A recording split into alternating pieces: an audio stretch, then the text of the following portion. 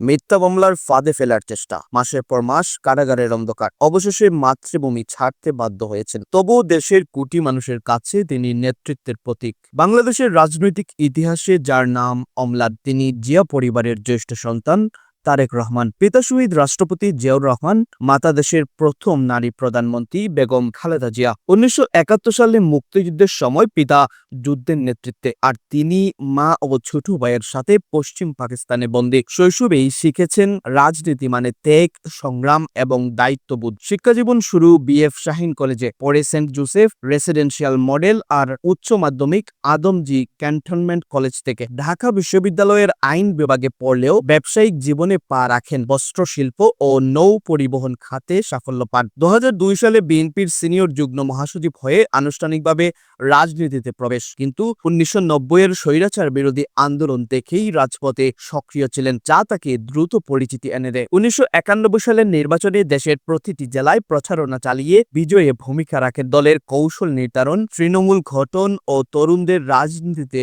যুক্ত করার কাজে নেতৃত্ব দেন। ২০০৭ সালে সেনা সমর্থিত সরকারের সময় গ্রেপ্তার হন। রাষ্ট্রদ্রোহ ও দুর্নীতি সহ ১৪টিরও বেশি মামলায় অভিযুক্ত হয়ে দীর্ঘ কারাবাস শেষে ২০০৮ সালে লন্ডনে পাঠানো হয় চিকিৎসার জন্য।